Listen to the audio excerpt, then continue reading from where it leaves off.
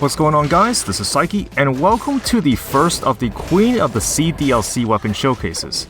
And here I'm just gonna go out on a limb and say, I'm just playing whichever weapon that seemed the most interesting to me. And to start off, we're going to be playing with the deck of cards. Now, I know this is not the actual name of the weapon. The actual name is going to be displayed on the screen right now. Just in case that I don't trigger any kind of bots that might interpret the real name as something malicious, I'm just going to refer to this weapon as the deck of cards from now on. So it's been a while since we had a tactics run, and I'm gonna see a lot of familiar faces just in terms of weapons as well as the skills. Tactics is my favorite color to play in the game, though I do think that there is a little bit of a lack of variety going on since, there's only so much you can do with ranged builds. But today, I thought I was going to try out this new weapon and see how it performed, because this is actually my first time using it. I was not sure whether or not it was going to be good, and coincidentally this is also my first time actually beating the game on 5BC. I did actually try like 3 or 4 times, but I just failed, and while I do like the new content, it does take a while to get there. But honestly, I kinda just see everything as a practice opportunity, so we're going into the toxic sewers. And from the first glance, I wasn't actually too impressed with the deck of cards. So how this weapon functions is that it does like 3 hits, and then the 4th hit will recall all of the cards back to you, dealing critical damage. One thing that I find to be really unique about this is that it doesn't actually shoot the cards in a straight line. It kind of scatters them like you're almost throwing the cards out into the air. So the direction that they actually fire in is pretty much random. It's not totally random. It seems like the first 2 hits you're throwing out 1 card, and then the 3rd hit you're throwing out a bunch of them. The cards stick onto the enemies, assuming that you haven't unleashed the 4th hit yet, and then it will recall them back, dealing a bunch of damage. So first and foremost, I'm noticing some kind of trend going on with a lot of the weapons that were introduced. If you look at the Wrecking Ball as well as the Maw of the Deep, aka the Giant Shark, a lot of the gimmicks follow kind of like this system where the real effect of the weapon comes from like the last hit of its combo or something. And I'm not sure if I'm a fan of this. The thing with survival is that you can't afford to play slower, but for tactics, you kind of want the effect to be instant. You can't really afford to wait until like the 4th hit just so you can get the damage in. Because on tactics, as you can see, I am taking a lot of damage. You already have the lowest health pool out of all of the colors, so you're already pretty disadvantaged in a way. And having to deal with small instances of damage before unleashing a big one is just kind of a turnoff for me. Now, I did try to experiment with a lot of different support weapons, since, I am gonna give this the benefit of the doubt. When it comes to new weapons, I like to be open-minded. I want to try them out all on 5BC, because I feel like that's the only way I can really evaluate something's usefulness. The real difference between a 5BC run and anything lower is that on 5BC you're on a timer. So not only do you have to be efficient with your plays, your weapon has to be doing a lot of damage, because if it doesn't, you're going to increase the amount of risk that you're going to take. And coincidentally, I'm going to do a pro gamer move. I'm going to pick up Alienation, which is personally one of my favorite mutations. I think it's really unique among all the other ones. So I'm going to have to lift 15 instances of curses instead of 15. However, it is going to give me a full health refill. So I think in terms of mechanics, this is very unique. And honestly, if you have the time, definitely try this one out. Another thing that ranged weapons kind of struggle in are those crabs, because they are actually immune to ranged weapons. They kind of just hold up their swords, and you really have to go at them with a melee weapon or use a skill. And of course, I did pick up Crusher just so I can kind of stall the enemies, do some Crusher shenanigans. Now on tactics, I don't actually like using shields because I think the damage output is so high that you can kind of just out DPS bosses and enemies outright. So there's little need for defense, but when it actually matters, I'm gonna say the Thunder Shield definitely is probably the best tactics shield in the game. And for those that tune in to my first look livestream, thank you all for taking your time. I actually couldn't see the number of people watching because the game was kind of blocking it. I could see the live chat though, and I was honestly surprised. I did not think there would be that many people watching me. I believe I did like 3 hours, or almost 3 hours, except the power went out where I was since there was a snowstorm. And then I had to wait until the powers went back on since I could not end the stream on my mobile device. You have to do it on the PC. Luckily though, none of the stream was corrupted, so I was able to salvage the part that I recorded. Hopefully I can do more streams in the future. I did take a look at it, and honestly I feel like the audio quality could be better. But maybe in the future we can play some other roguelikes on stream, and even we can do like a tier list altogether, like having chat interactions as to how good these weapons are. But for the meantime, we're gonna head into the ancient sewers. And for those that are wondering about my second channel, it is going nicely. The first video is almost done, but what I'm going to do is that I'm going to actually make like 3 or 4 videos before the channel even launches, because I feel like if I just uploaded like one video on there, YouTube can't really figure out what kind of channel that I am. And for people that are new, that are tuning into the channel, they can't really see what the channel is about. So I feel like I should have like a decent degree of content on there first, just so people can get a taste of what kind of stuff I have to offer. I mean, today is such a far cry from when I actually started the Pseychie YouTube channel from like a year ago, because I honestly didn't know how this was gonna turn out, and yeah, look at me today. I feel like I can actually make a go of this, as in, I might have a chance of making YouTube my full-time career, which is gonna be fantastic. You know, with the recent events going on with the ever-increasing inflation as well as wage shortage, it's hard to kind of get a grasp on like entry-level employment, but I feel like this is the case with everybody. And for those that are just wondering at home, you're probably still in lockdown, and honestly, YouTube, you can say what you want about it, but at the end of the day, you're basically your own boss, so you're not gonna get screwed over by bad management, you're not gonna get screwed over by wages, you're only limited by your potential, and that's what I like about it. Anyways, heading into the conjunctivious fight. So you guys are gonna see some crazy numbers in a second here. I did mention that I don't really like this delayed damage kind of gimmick, but I am gonna try to at least pull off some of the combos with the deck of cards. And as you can see, that was the moment where I pulled out the cards that I stuck onto conjunctivious. So that right there is a huge chunk of damage. And what I'm assuming is that it measures damage based on each individual card that were pulled out, so it kind of ignores the boss damage cap. So we're gonna try to do it again because I was just really excited at this point. I really wanted to see the full potential of the deck of cards. And just like that, another huge instance of damage. And at this point I was wondering whether or not I was actually wrong about this. I think when it comes to bosses, this delayed reward mechanic is actually beneficial because you're actually likely to stay in the fight for like longer than 5 seconds, instead of, you know, normal enemies. Still got alienation on me, I should probably switch that out for something else. So, just like that, we're gonna finish off the tentacles, and then conjunctivious is as good as dead. There we go. Now, since it does not matter which route we take to access the new content, I'm just gonna go the route that I always do since it gives me the most amount of resources.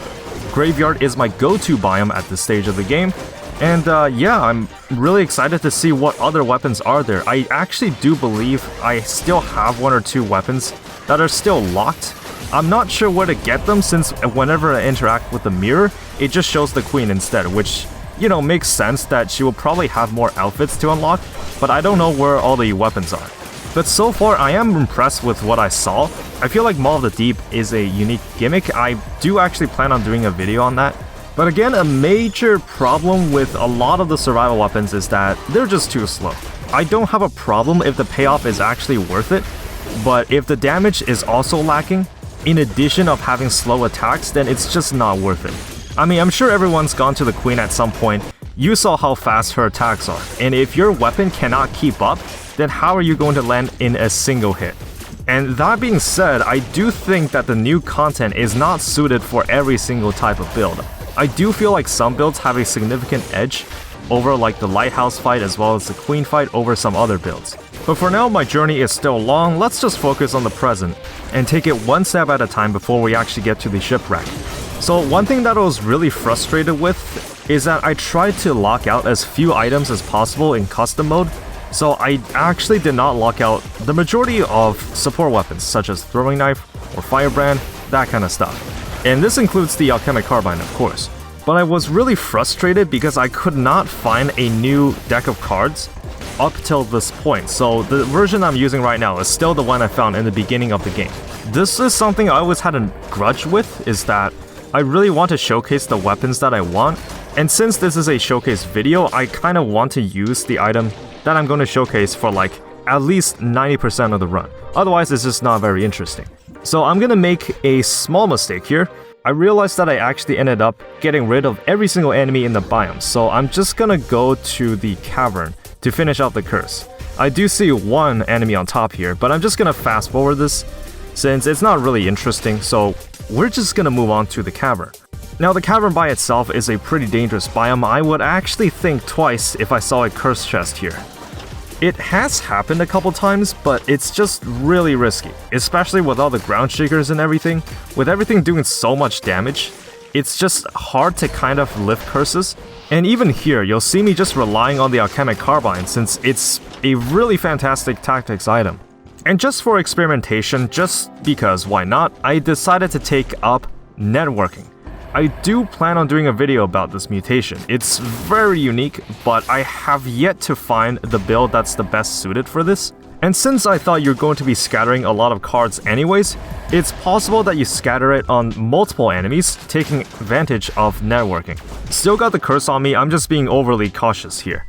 In terms of attack speed, the deck of cards is actually pretty decent, though sometimes it can feel a bit slow, especially for a tactics weapon. And when it comes to tactics, responsiveness is pretty much everything. Like the entire archetype of tactics is defined by responsiveness and speed.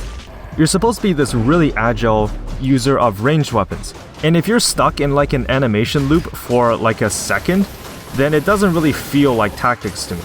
The only other tactics item that I saw that were introduced in this is the Gilded Yumi, which I might actually do a showcase on.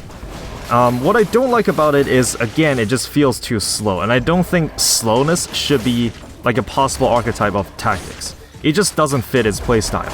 You look at pretty much every single deployable skill for tactics. You have like Owl of War, you have like Tesla Coil, all of these things deal small instances of damage in quick succession. Because DLT is pretty much like a staple playstyle in tactics. If you're gonna play slowly, just save it to survival, I guess. So here I was being really relieved because I finally found a deck of cards that doesn't stink.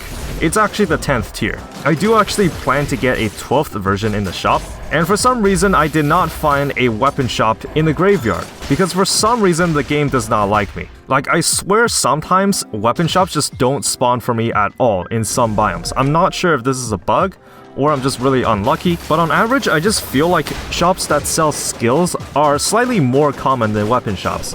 But anyways, I'm gonna go into the giant fight, and as you can see with the recall mechanic from the deck of cards, I'm able to just get in so much damage. And just like that, Giant did not even stand a chance, so I'm gonna get a legendary flamethrower turret here, and we're gonna finally move on to the new stuff. So I was really impressed on my scroll count this run. I believe I ended up with 36, I don't quite remember if this was my highest, but I managed to get really lucky with the dual stat scrolls. I did not find any challenge rifts, however, but it did not matter because I was just really powerful. So coming into this biome, I was feeling really confident. So some changes that I noticed with the Infested Shipwreck on different boss cell levels is that I think on 2 boss cell or higher, Pirate Captains start appearing. But other than that, I don't think anything else changes. Which for me is fine, but I honestly would have liked to see more variety. Even if you make failed experiments spawn here, it would be pretty awesome to see. But I guess it doesn't really fit the theme of this biome. So I would say 2 of the most underused enemies in the game are the golems as well as the mummies from the Forgotten Sepulchre. So the golems are exclusive to the Slumbering Sanctuary, and then the mummies from the Forgotten Sepulchre. So I believe this is the second time that they've reintroduced old enemies onto new biomes, which I actually really like. I think there should be more instances where the same enemy appears in multiple biomes. However, just like Still Village, the Pirate Captain is an annoying enemy to deal with. But luckily, in this case, my damage output is just so high that it does not matter. And also with those mutineers, the guys that throw anchors at you, I think the best strategy is just go at them before they even throw it, because there does seem to be a delay when they yell and then when they actually throw the anchor. I'm not sure if this is the best way to deal with them, but I feel like the best strategy to handle this biome in general is to just kill enemies before they attack. Because those coral floors can actually break if enemies attack them, it just puts you at a disadvantage if they land like more hits on you. But in terms of the flavor, in terms of like the aesthetics and the cosmetics, I think this biome is really cool, especially with the background. I think they did a really fantastic job with this. And I'm not sure if you can count this as a complaint, but the biome itself is really big. I know that they have to kind of compensate the fact that they have one less regular biome, so I'm not really complaining about it too much. So here, since I just unlocked the hook hand, I think that's what it's called, I just wanted to play around with it a little bit. And yeah, first time in an actual video, I'm gonna go to the Lighthouse on 5 BC. So let's see how good I can fare against these 3 Guardians. So to start off, we have, actually I don't remember what this one is called, but she wields a mace, and that's really all I have to know. Again, I'm not a lore person. I'm not really sure like what each one of these Guardians' backgrounds are, but I'm just trying my best to climb up this tower, try my best to run away from this boss, just like how I do it with my personal responsibilities in real life. So we're gonna go into the first ever boss fight. Now I know it's actually possible to damage them while they're chasing you. I just could never really get used to it, and this is like the first instance of the boss fight, so it's gonna be pretty easy. So because I have such a big damage output, I'm just gonna melt through the boss like it's nothing. Another thing I forgot to bring up is that I actually found Hokuto's bow and decided to put it in the backpack. I think in terms of DPS output, Hokuto's bow is just really solid. And a thing that I found out that I don't really like about this is that if you get hit, you have very little chance of getting your rally points back, so you're just gonna have to sit there while your health ticks down. So thinking back, thinking how I could have played better in this case, is if I actually reduced the health of some of those minions. I do think that I've seen some people do it, and I know it's possible to reduce their health by like a quarter before you actually fight them, because their health is actually reflected here. If you dealt like a quarter of their health bar, then you don't have to deal with them as much here. So as always, I feel like the bow person is always the most elusive. You're most likely going to defeat her last. And I think this applies to all 3 of the different boss fights. So they're gonna bring out their flasks too, so it's not just us that have the health flasks now. But don't worry, the next fight will be their last. So coming up onto the 3rd Guardian, and I do think this is going to be the most dangerous one out of all of them. But if you look closely, she only has 2 attacks in the boss fight, which I'm really excited for because I actually plan on doing like a boss guide for these 2 biomes. And in terms of design, we've never had something like this in Dead Cells before. I think the best strategy to run away from these people is to just use those ropes, and once again, I'm gonna see that I'm gonna take a lot of damage here because I don't have any way to get rally points back, and since this is tactics, there's really nothing you can do. So, coming up onto the final boss fight, I technically took like 2 hits already, so I'm not sure how well this is gonna pan out. I feel like the best strategy in this case is to just use up the full combo of the deck of cards, since I'm trying to defeat each one of them as soon as possible, and I think the Mace Guardian has to go first. I feel like the Mace Guardian is always the one that's the most aggressive. She always tries to melee you, so I think targeting her is the best way to go.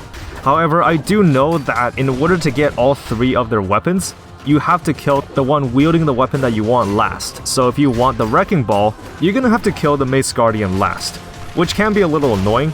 I feel like in most cases, it's always the archer that poses the most threat. Well, actually, it's probably not a threat, it's more like an annoyance, to be honest. So now we just have the bow and the tonfas to deal with. And this is one of the few times where I decided to come to this fight without a shield.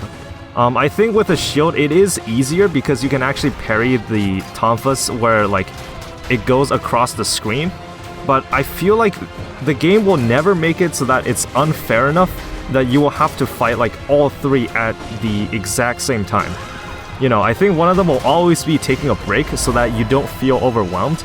So just like that, we are going to finish the fight. That was technically a no-hit, but I couldn't get the achievement since you kind of have to no-hit the entire biome, which is kind of nuts.